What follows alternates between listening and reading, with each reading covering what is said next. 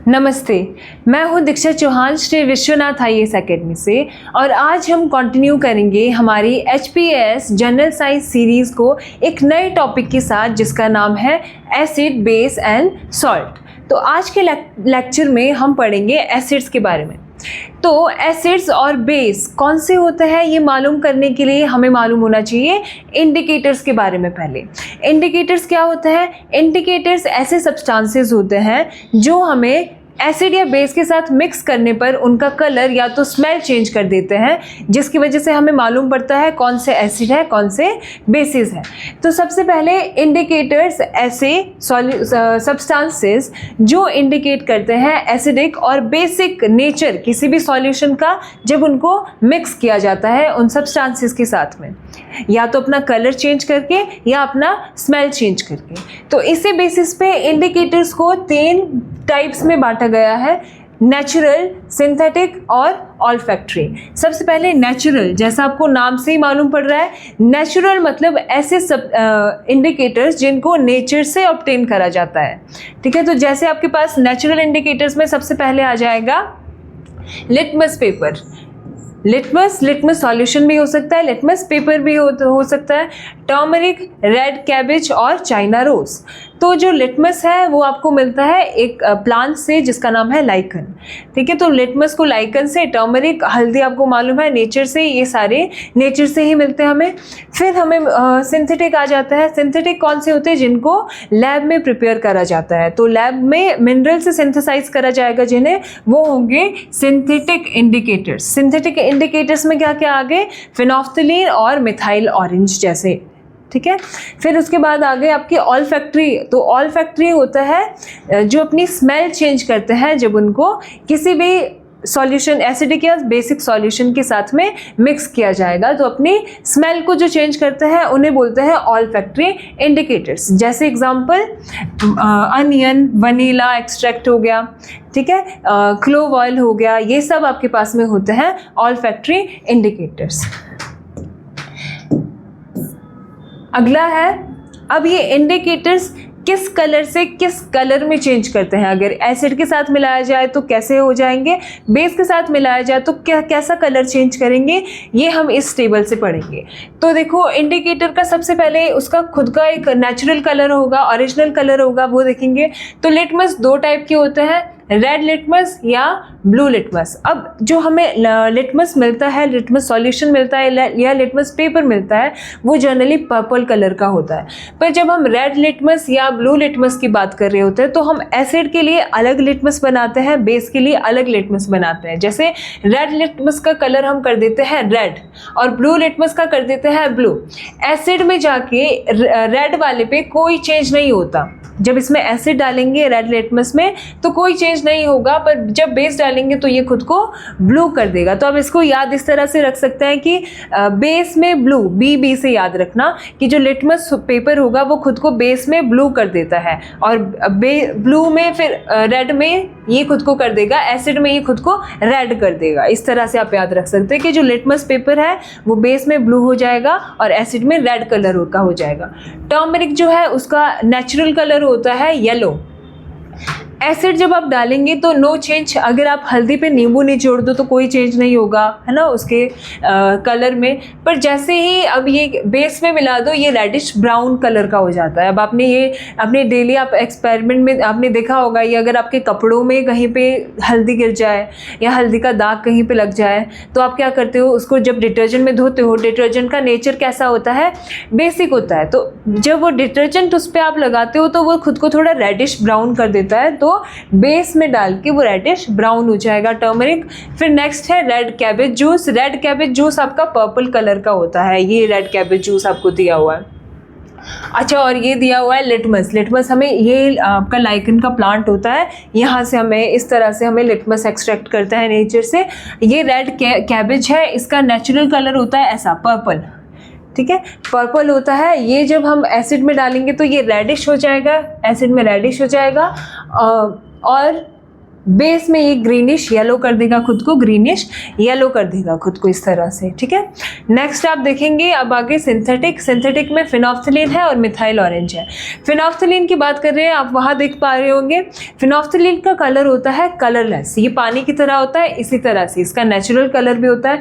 Acid डाल के no change, इसी तरह से रह जाता है ना। जब एसिड इस पे डालेंगे तो नो चेंज, इसका कलरलेस ही रह जाता है, पर बेस में डाल के ये खुद को पिंक कर देता है, ठीक है। जब इसमें बेस हम ऐड करते हैं तो ये खुद को पिंक कर देता है फिनोफ्थलीन।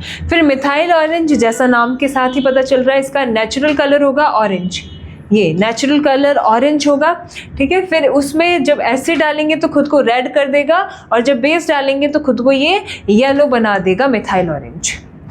अनियन और वनीला की जब हम बात करें तो अनियन और वनीला आ गए आपके पास में ऑल्फैक्टरी इंडिकेटर्स। तो जो अनियन है कलर, ओरिजिनल कलर, हम we are not concerned about colour, है ना हेयर, क्योंकि olfactory indicator smell change करता है तो नॉट एप्लीकेबल, कलर हमें नहीं चाहिए तो नॉट एप्लीकेबल। वनीला में भी सेम कलर नॉट एप्लीकेबल। तो जितने भी ऑल फैक्टरी इंडिकेटर्स होता है उनका एसिड का उन पे कोई भी प्रभाव नहीं होता, नो चेंज, कलर ना उसका स्मेल चेंज करेगा जब एसिड में डालेंगे, इसका भी स्मेल चेंज नहीं करेगा जब एसिड में डालेंगे, पर बेस में डाल के दोनों का स्मेल वैनिश हो जाएगा, ख़त्म हो जाएगा, ठीक है। तो अनियन का भी बेस में डाल के स्मेल वैनिशेस और वनीला का भी स्मेल वैनिश हो जाएगा बेस में डाल के। तो ये आपको याद रखना है, यहाँ से आपके पास क्वेश्चन बन जाता है।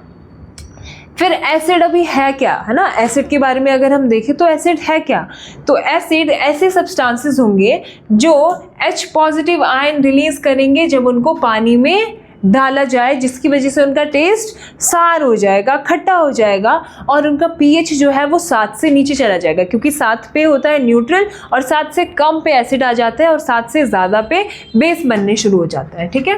तो H पॉजिटिव आयन रिलीज करते हैं। अब जैसे आपको मालूम है एसिड क्या है, एसिड आपके पास में होंगे HCl हो गया, H2SO4 हो गया, है ना, और HNO3 हो गया, ये सब एसिड है। तो सबके साथ आप देख पा रहे होंगे हाइड्रोजन है।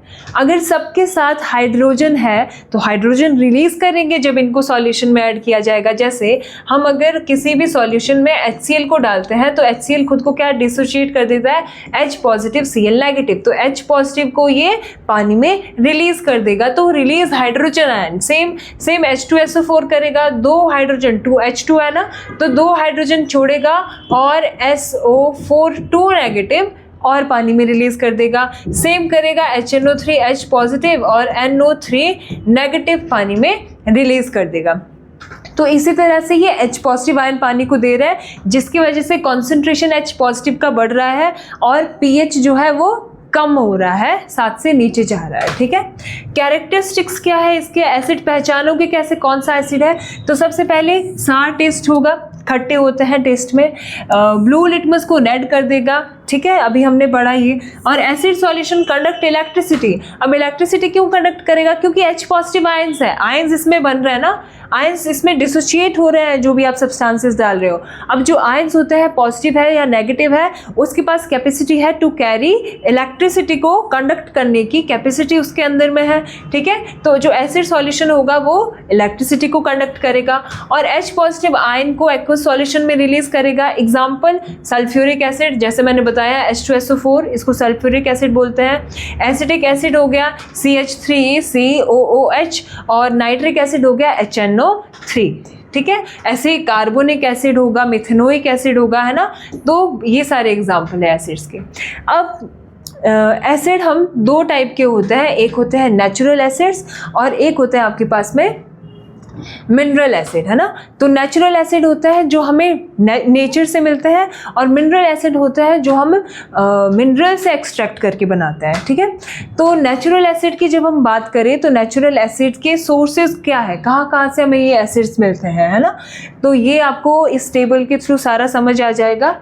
जैसे सबसे पहले एसिटिक एसिड है, तो सोर्स क्या है एसिटिक एसिड का, कहाँ मिलता है, तो विनेगर से हमें एसिटिक एसिड मिलता है। सारे सिरके जो भी होता है फ्रूट से बनाया जाए, है ना, किसी भी चीज़ से वेजिटेबल से बनाया जाए तो वो विनेगर होता है, वहाँ से एसिटिक एसिड मिलता है। एस्कॉर्बिक एसिड आपका फाउंड होता है गावा या आंवला में, या आप सिट्रस फ्रूट्स भी बोल सकते हो, वैसे सिट्रिक एसिड भी होता है सिट्रस फ्रूट्स में, पर आप कुछ फ्रूट्स में स्कॉर्बिक भी ले सकते हैं ना, तो स्कॉर्बिक एसिड होता है गवा और आंवला में। उसी तरह से सिट्रिक एसिड होता है lemon, orange and other citrus fruits में, ठीक है। फिर लैक्टिक एसिड की बात करें, लैक्टिक एसिड होता है सार मिल्क और कर्ड में, जितने भी मिल्क प्रोडक्ट्स होते हैं, ठीक है, सब में लैक्टिक एसिड होता है। मिथेनोइक एसिड होता है, फिर मिथेनोइक एसिड होता है एंड स्टिंग में और नेटल स्टिंग में, मधुमक्खी की काटती है या कभी चींटी काट देती है तो वो हमारी बॉडी में रिलीज करती है मिथेनोइक एसिड, या इसी एसिड को हम बोलते हैं फॉर्मिक एसिड भी, है ना। तो फॉर्मिक एसिड के नाम से आ जाएगा, या मिथेनोइक तो सेम चीज़ है ना, एंड स्टिंग में होता है। फिर ऑक्जेलिक एसिड होता है टमाटोज में, ठीक है। फिर टार्टरिक एसिड होता है टैमरिंड में, टार्टरिक एसिड होता है टैमरिंड मतलब इमली में आपके पास मिलता है टार्टरिक एसिड, है ना।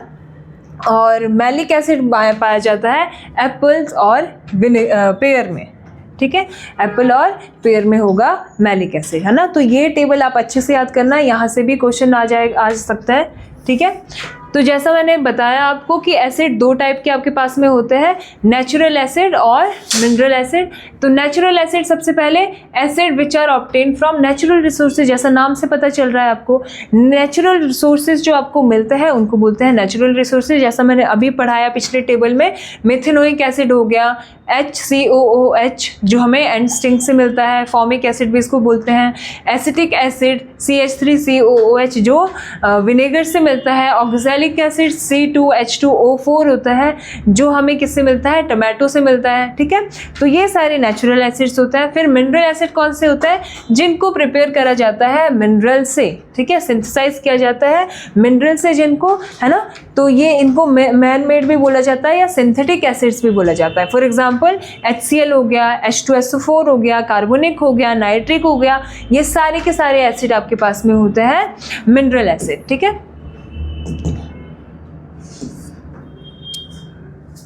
फिर आपके टाइप्स दूसरी तरह के जो उनकी कॉन्सेंट्रेशन पे बेस्ड है ना।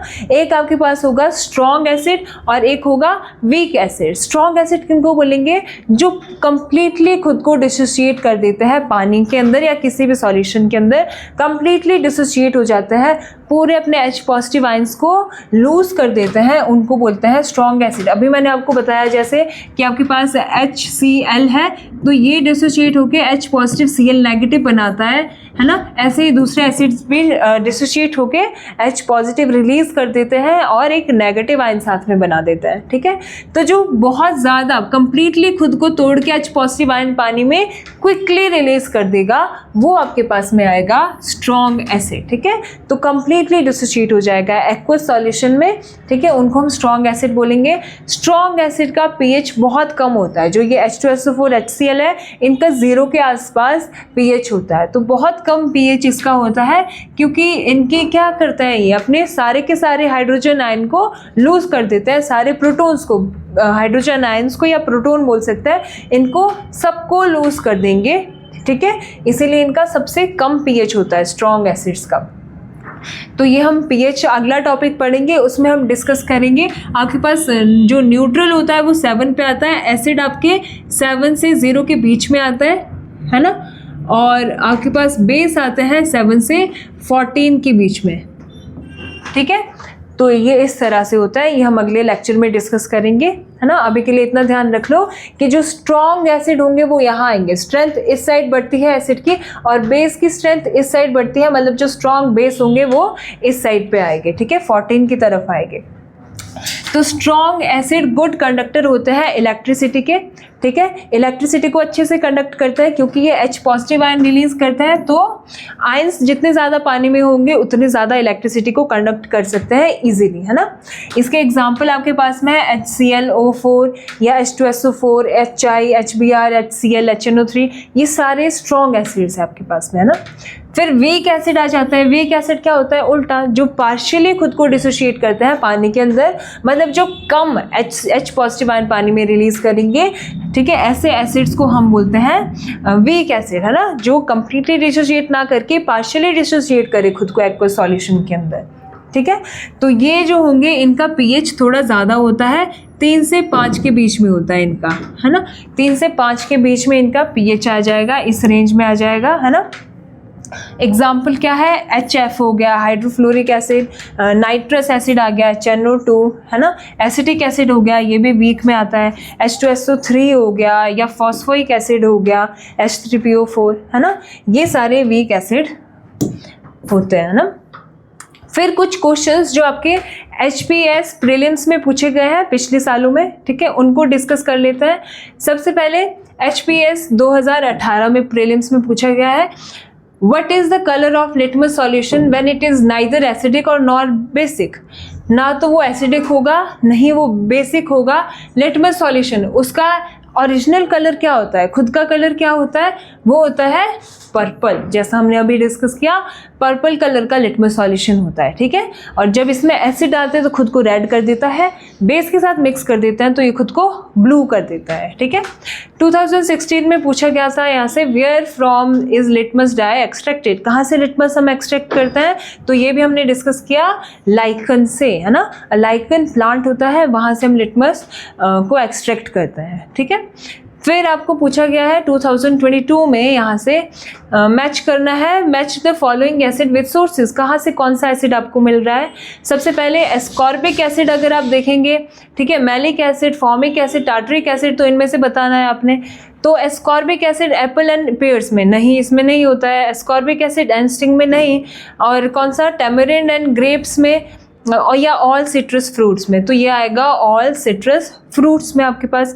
फिर मैलिक एसिड किस में होता है, मैलिक एसिड हमें मालूम है एप्पल और पेयर में मैलिक एसिड होता है। फॉर्मिक एसिड किस में होता है, एंड स्टिंग में। मैंने आपको बताया था फॉर्मिक और मिथेनोइक दोनों के दोनों नाम है इसके, तो ये कहाँ होता है, एंड स्टिंग या बी स्टिंग में कहीं पे भी पाया जाएगा। टार्टरिक एसिड होता है टैमरिन में, इमली में मिलता है टार्टरिक एसिड। तो देखो फर्स्ट 4th से, सेकंड 1st से, और C 2 से, और D 3 से। तो ऑप्शन नंबर A आपके पास में हो गया करेक्ट इसका, ठीक है। तो बस आज के लेक्चर में इतना ही। इसी सीरीज को हम कंटिन्यू करेंगे बेस के साथ, इसके बाद में फिर सॉल्ट के साथ, है ना। तो आप अगले उसको देखते रहिए, और इस पीपीटी को अगर डाउनलोड करना है तो उसका लिंक हमारे आपको टेलीग्राम चैनल का लिंक डिस्क्रिप्शन बॉक्स में मिल जाएगा, आप वहाँ से इसे डाउनलोड कर सकते हैं। थैंक यू, जय हिंद।